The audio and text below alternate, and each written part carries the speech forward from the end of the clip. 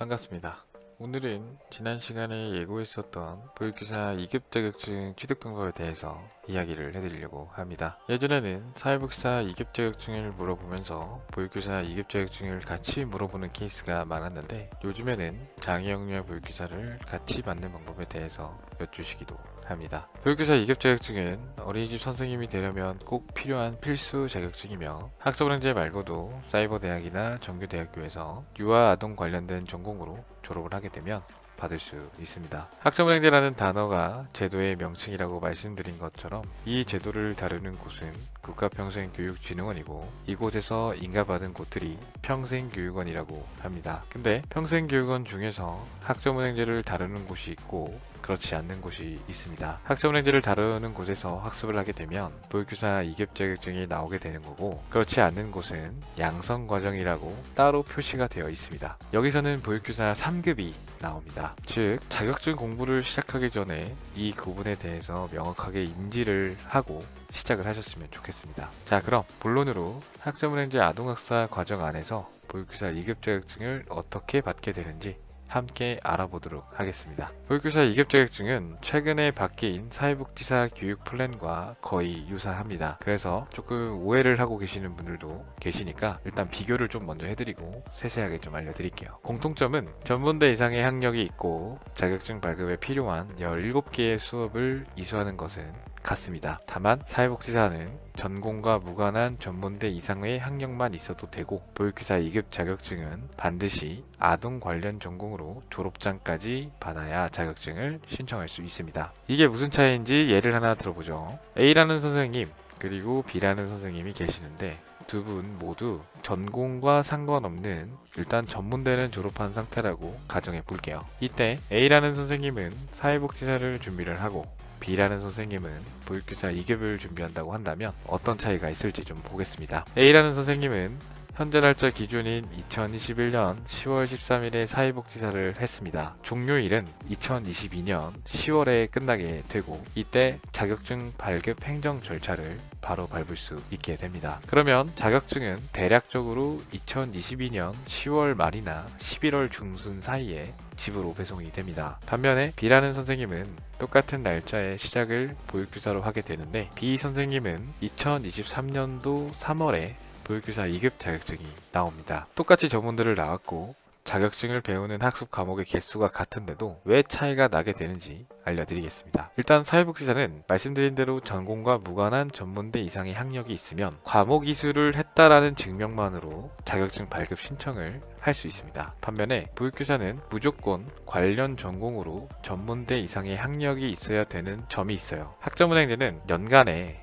1월, 4월, 7월, 10월 이렇게 학점 인정 신청 기간이 따로 있고, 12월 15일부터 1월 15일 그리고 6월 15일에서 7월 15일 이렇게 학위 신청 기간이 있습니다. 보육교사를 하는 B 선생님은 학점 인정 신청뿐만 아니라 관련 전공으로 졸업장까지 나와야 되니까 수업이 10월 달에 같은 날 끝나더라도 학위 신청을 해야 되는 절차까지 마무리를 해서 시간이 조금 더 걸리게 되는 것이죠. 이제 본격적으로 수업은 어떻게 구성이 되어 있는지 알아보겠습니다. 보육교사 2급 자격증은 온라인 수업 8개, 대면 수업 8개, 보육 실습 1개, 이렇게 토탈 17개의 과목 구성으로 되어 있습니다. 온라인 수업은 주처별로 출석 체크가 되는데 신청한 수업 개수에 따라서 학습량이 달라지는 점이 있습니다. 이게 무슨 말이냐면, 한 과목만 신청하게 되면 일주일 안에 1시간 30분이라는 학습 공부량이 책정됩니다. 근데 특별한 경우가 아닌 이상 한 과목만 신청하진 않겠죠. 8개를 수강 신청을 하게 되면 1시간 30분 곱하기 8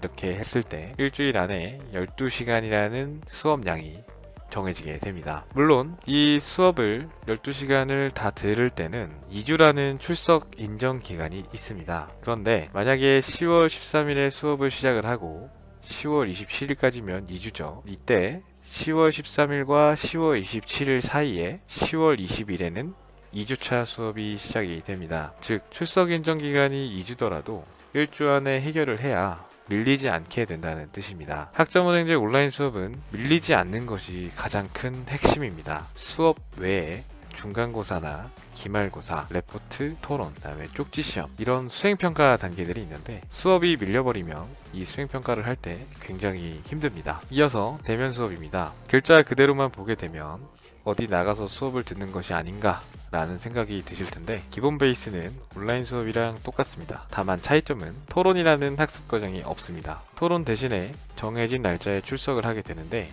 대부분 주말입니다. 이때 출석을 하게 되면 8시간 교육을 받고 마지막 시간에는 구두시험을 보면서 마무리를 하는 것을 대면 수업이라고 합니다. 아까 말씀드린 대로 대면 수업은 총 8개의 수업이 있다고 했죠. 그러니까 8번의 출석을 하게 되는 겁니다. 학습 패턴은 동일하되 특정 날짜에 출석을 해야 되는 것, 이것만 기억을 해주시면 대면 수업은 확실히 이해를 하셨다고 보시면 됩니다. 코로나 이전에는 제가 대면 수업 관리 감독으로 참여를 한 적이 있었는데 요즘에는 이제 코시국이니까 실시간 화상 강의를 통해서 학습이 진행되고 있습니다. 만약에 보육교사 2급 과정을 시작한다고 하면 화상 강의를 진행하고 있을 때 대면 수업을 먼저 하시면 좋겠네요. 마지막으로 보육 실습입니다. 원래는 직장을 다니면서 할 수 없었는데 이 점에 대해서 클레임이 많아서 요즘엔 직장을 다니면서 할 수 있게끔 조율을 해주는 편입니다. 실습 시간은 총 240시간을 채우게 되고 빠르게 하면 약 2달 정도 시간으로 마무리를 하게 됩니다. 실습 시작 전엔 보건소에 가서 건강진단서,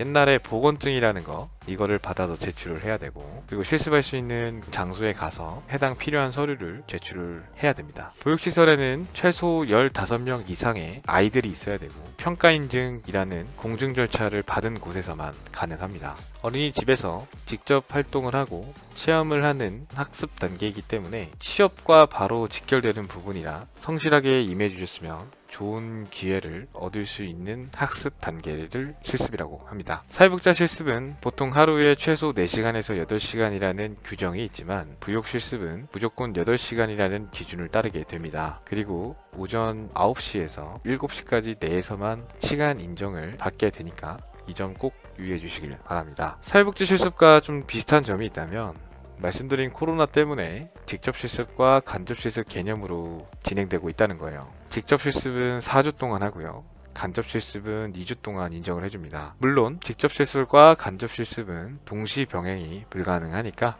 이것도 유의해 주셔야겠죠. 사실 이 외에도 더 설명드릴 내용이 많이 있습니다. 보육 실습은 말 그대로 오프라인 교육 과정이기 때문에 온라인 수업과는 규정이 아예 다릅니다. 그래서 이거는 사회복지사 때처럼 따로 제가 영상을 만들어서 말씀드리도록 할게요. 여기까지 설명을 요약하자면 온라인 수업 8개, 그 다음에 보육 실습 1개, 대면 수업 8개, 종합 17개의 과목으로 학점으로 계산을 하면 51학점입니다. 이 학습 과정을 전 시간에 알려드린 학점은행제 아동학 과정에 포함이 되는 거고 전문대 기준에 전공 45, 교양 15, 일반 20 그리고 학사 기준에 전공 60, 교양 30, 일반 50 기준에 대입이 되는 거죠. 물론 고졸자 기준에서 그렇게 하는 거고 전문대 이상의 학력자는 타전공학위 수요제도 우리 배웠었죠. 이거를 이용을 해서 학습을 하게 되는 겁니다. 만약에 여기서 조금 더 추가를 해서 학력자분들 같은 경우는 학사까지 연계가 가능하겠죠.